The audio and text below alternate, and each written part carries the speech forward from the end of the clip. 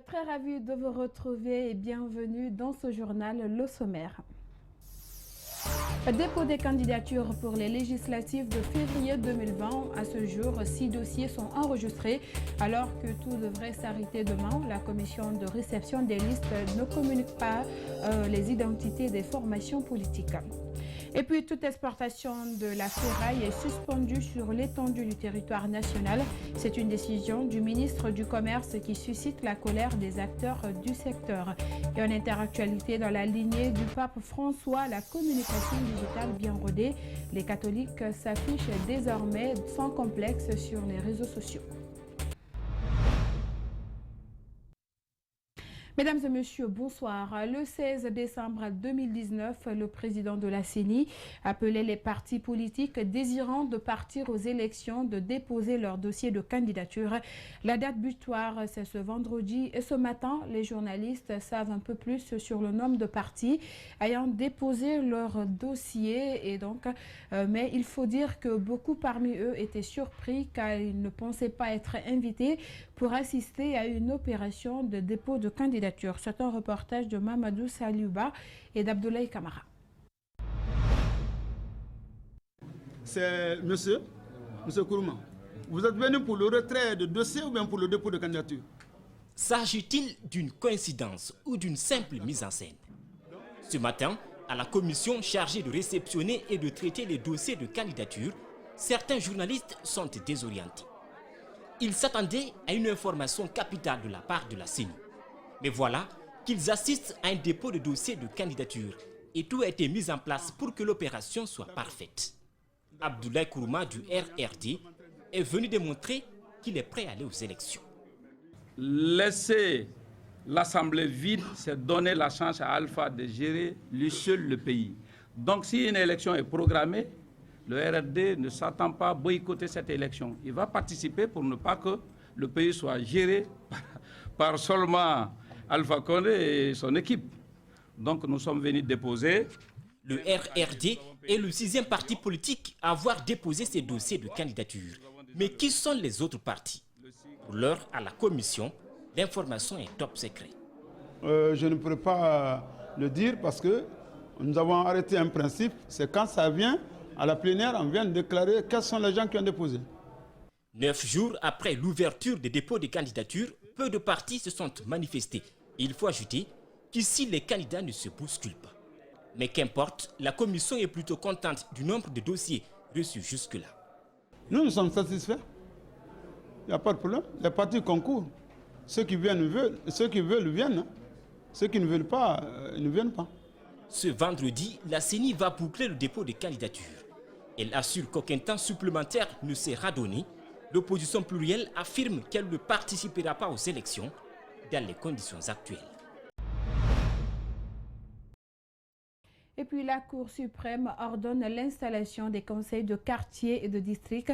Dans un arrêt rendu ce 26 décembre à la Chambre administrative de la Cour tranche en faveur de l'UFDG qu'il avait saisi afin d'obtenir l'installation des responsables des sections des collectivités conformément à la loi électorale. À près de 2 ans après les élections communales, le processus n'est pas encore terminé et les dernières discussions dans le cadre du comité de suivi des accords n'ont pas permis d'évoluer sur le sujet. La CENI et le ministère de l'administration du territoire disent ne pas détenir des résultats par quartier et district qui doivent pourtant servir de base pour la composition des conseils locaux.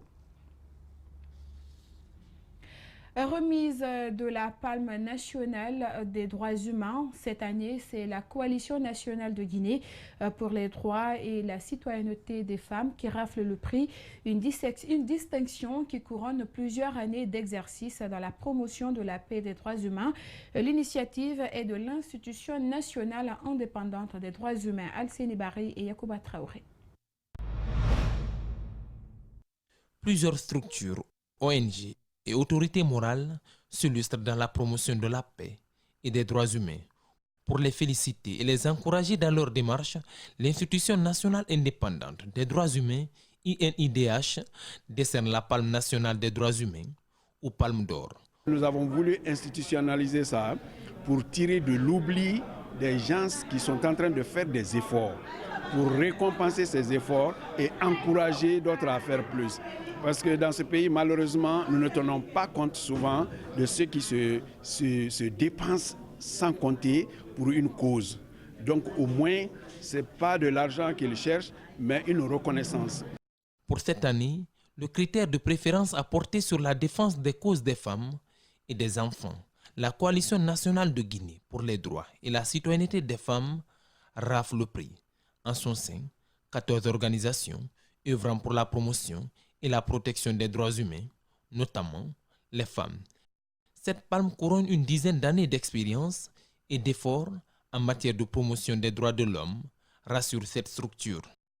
Nous comptons redoubler d'efforts, faire beaucoup de mobilisation encore humaine et de mobilisation des ressources financières pour continuer à nous battre, pour continuer à promouvoir les droits des femmes et des enfants, pour continuer à faire connaître à la population tout ce qui est démocratie, tout ce qui est citoyenneté, pour que la population, principalement les femmes, s'approprient des textes de loi pour pouvoir prévaloir leurs droits. Cette palme d'or est à sa deuxième édition. Pour la première, ce sont les deux religieux, notamment le grand imam de la mosquée Faisal et Monseigneur Vincent Koulibaly, qui ont été les lauréats. Et comme je vous l'annonçais dans les titres, le ministère du Commerce a dans une lettre adressée au ministère du Budget de suspendre toute exportation de la ferraille sur l'étendue du territoire national. Une décision qui suscite la colère chez les acteurs du secteur. À la case de Madina, les magasins sont remplis de métaux faute de débouchés. Les vendeurs demandent la levée immédiate de cette mesure. Babou Kondé et Yacouba Traoré. Les conséquences de cette suspension s'y font ressentir déjà sur l'activité des milliers de jeunes qui travaillent dans le secteur de la ferraille en Guinée. Ici, à la casse de Madina, les magasins et dépôts sont remplis de métaux. Les acteurs accusent le ministre du Commerce d'avoir pris une décision unilatérale. Nous sommes tout à fait écœurés par rapport à cette suspension, parce que les arguments qu'il a collés autour de ça, je ne pense pas si cela peut marcher à l'absence des acteurs de ferraille. Notre activité est en train de se professionnaliser. On ne peut pas nous dire aujourd'hui qu'on n'est pas organisé ou bien qu'on n'est pas des structures professionnelles. Ce n'est pas possible. Ça sera des arguments fallacieux. Selon ces ferrailleurs, la mesure vise uniquement la monopolisation du marché des métaux au profit d'une industrie qui n'a pas la capacité requise d'utiliser les qualités, encore moins la quantité des métaux disponibles en Guinée. Cette usine qui n'a même pas été inaugurée ne peut pas venir s'accaparer pour monopoliser les fer en profit d'une seule personne. Nous n'allons pas accepter ça. Il y a 11 dépôts qui sont à Conakry ici. Ils sont libres de faire leur achat où ils veulent, quand ils veulent. Nous roulons dans notre propre fonds ici. Nous ne sommes pas préfinanciers. Deux ou trois personnes qui nomment cabinet Diané ne peuvent pas former une équipe pour aller rencontrer monsieur le ministre pour faire un clan contre toutes ces populations-là. Les démarches sont en cours pour la libéralisation du chemin de l'exportation. Les ferrailleurs appellent à la responsabilité du département dans la gestion du secteur. Donc à partir où nous avons saisi ce problème, on a demandé, on les a fait un courrier et on demande de recommencer là-bas et d'enlever cette itomotum-là. On ne peut pas monopoliser, c'est formellement dit par le président de la République. Le monopole en Guinée, que c'est fini, c'est fini. Cabinet Diané, s'il est ami à le ministre, il n'a qu'à continuer les amitiés. Mais à partir de l'instant, on ne veut plus entendre Cabinet Diané à la tête de ce problème-là. Parce que tous ces problèmes, c'est lui qui est en train de dérouter. Il se promène, il s'en profite de son amitié en vis-à-vis du ministre pour donner des fausses informations auprès du ministre. C'est pourquoi nous lançons un appel solennel à l'opinion nationale et internationale que le fer n'est pas à monopoliser en Guinée. En attendant la levée de cette suspension, les ferrailles continuent à être détachées pour alimenter les magasins et dépôts déjà pleins à craquer. Et le président Alpha Condé a promis des logements sociaux pour les Guinéens. La Société nationale d'aménagement et de promotion immobilière rassure de l'engagement de l'institution à faire de cette promesse une réalité. À ce jour, plusieurs réserves foncières sont revenues dans le portefeuille de l'État, a confié aux médias le directeur général de la SONAPI au cours d'une conférence de presse jeudi à Conakry. Mohamed Amaro Camara et Karnosa Dubaï étaient pour nous. La SONAPI est l'agence chargée de l'aménagement et de la promotion immobilière en Guinée.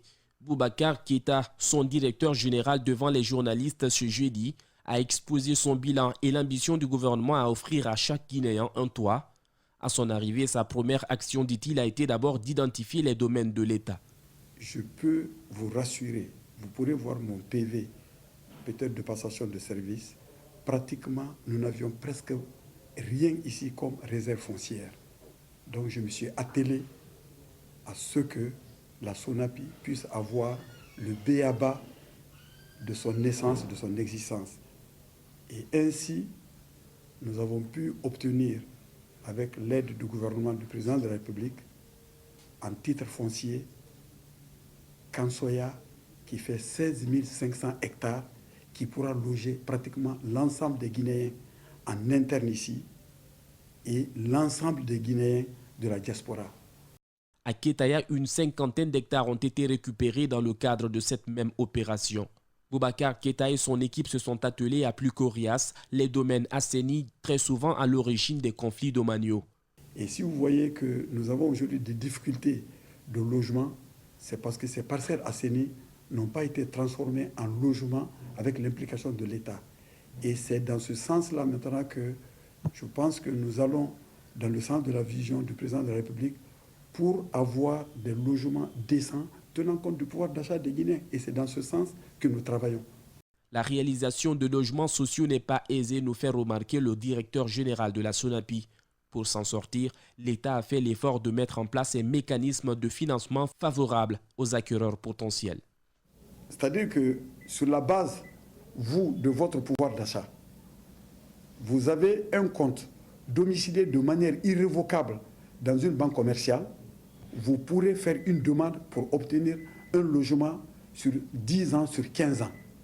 Et le promoteur immobilier s'en accommodera pour que vous ayez un logement qui puisse correspondre à votre pouvoir d'achat. À l'intérieur du pays, les sites sont déjà identifiés. Il ne reste plus que la mise en exécution du mécanisme de financement, a indiqué le directeur général de la SONAPI. L'activiste franco-béninois Kémi Seba est arrêté samedi dernier au Burkina Faso. Il est accusé d'avoir jugé le président Rochmark, Christian Kaboré, d'être une passoire politique.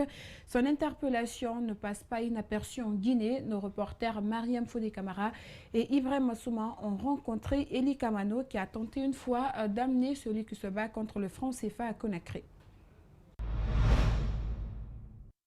Kémi Seba reste une incarnation pour ses pairs. L'activiste franco-béninois est refoulé ces derniers temps dans plusieurs pays africains à cause de son combat. L'artiste reggaeman Eli Kamano s'est dû surpris que c'est dans le pays des hommes intègres qu'il est interpellé. Je ne pouvais pas imaginer que dans le pays de Thomas Sankara, qu'on puisse arrêter des gens et bâillonner les gens pour leur liberté d'expression. Ça me surprend à plus d'un titre que Kémi Seba soit arrêté là-bas, en ce sens où Kémi même avait été reçu par le président burkinabé lors d'un de ses voyages au Burkina. Donc je ne sais pas quelle est la pertinence ou quel est l'élan qu'ils veulent donner à cela. Mais pour moi, ce n'était pas vraiment nécessaire qu'on l'arrête et le mieux c'était de l'expulser du Burkina Faso. Pour ce jeune leader politique, l'interpellation de Kémi en est un bâillonnement des libertés. C'est pourquoi il condamne son arrestation tout en invitant la jeunesse africaine de se réveiller pour obtenir la libération de Kémi. Nous, panafricanistes, nous, activistes, nous, aujourd'hui, jeunes Africains avertis, nous condamnons fermement cela parce que ça s'est passé aussi au Cameroun avec notre collègue Valsero, ça s'est passé ici avec moi, ça se passe au Burkina avec ce frère béninois qui est Kémi Seba. Donc on aimerait que l'Afrique se réveille et que toute la jeunesse se mette derrière Kémi pour essayer d'obtenir sa libération. Pour Eli Kamano, pas question d'accepter le bâillonnement des libertés des Africains. Tout président occidental qui insulte un président africain, il a insulté le peuple africain. Et nous ne sommes pas dans l'optique d'accepter cela. Nous sommes des fils dignes de l'Afrique. Nous sommes des descendants de Thomas Sankara, de Kwame Nkrumah, de Lumumba, de Sékou Touré. On ne peut pas accepter qu'on nous marche dessus dans notre continent. Aux dernières nouvelles, Kémi sera devant le barreau pour jugement ce jeudi au Burkina.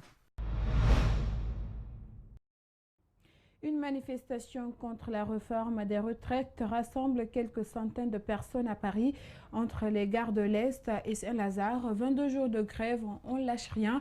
Et parmi les participants, beaucoup de gilets jaunes et des drapeaux sud solidaires. Suivez, c'est un reportage de nos confrères de l'AFP.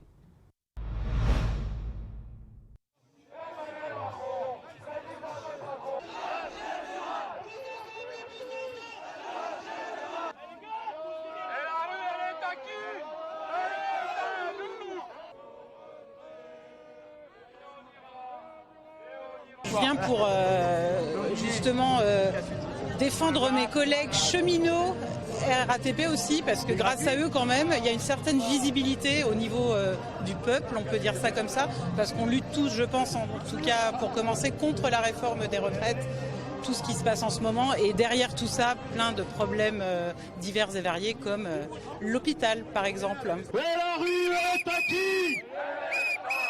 Moi, je ne sais pas si je pourrais tenir une classe à plus de 65 ans, mais le travailleur, je ne sais pas si son dos il pourra toujours tenir à plus de 60 ans. Je ne me sens pas spécialement prof, je me sens salarié, je me sens citoyen d'un pays où il y a des moyens et où je vois que toutes les richesses sont siphonnées par les riches.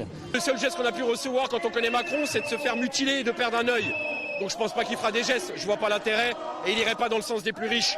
Donc il continuera à laisser pourrir le mouvement pendant qu'il se dort à la piscine de Brégançon, au lieu de s'occuper des Français, mais de s'occuper dans le bon sens en écoutant la rue, au lieu d'écouter ceux qui sont dans les hautes tours avec les richesses type Total ou autres grosses sociétés.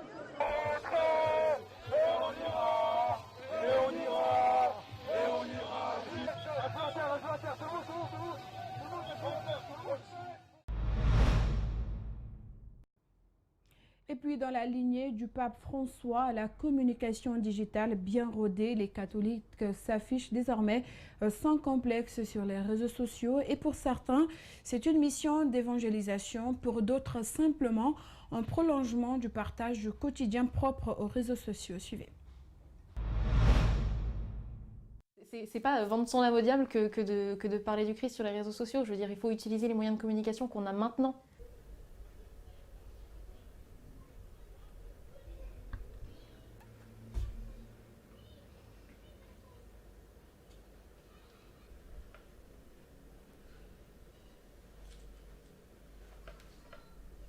Si on n'en parle pas sur les réseaux sociaux, on n'en parlera plus du tout dans quelques années, donc il faut faire quelque chose, quoi. Et on est catho sans être facho. Je pense que ouais, la politique n'a pas sa place, ou en tout cas ferait ombrage au côté catholique, et ce serait quand même dommage.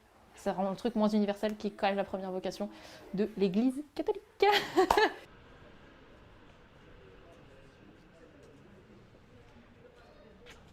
Des chaussettes, l'idée c'était de proposer des chaussettes de sport, mais voilà, j'aurais en plus la petite version girly. Et ça, c'est des chaussettes faites en France, fabriquées en France. À la base, mon idée c'était de répondre aux catholiques pratiquants et de leur proposer des objets qui soient dans l'air du temps et qui répondent à leur foi. Mais en fait, j'arrive vraiment à toucher des gens qui sont de tradition chrétienne, même des gens qui me disent non mais on a envie de se faire baptiser, mais juste en voyant vos produits, ça donnerait envie de se faire baptiser.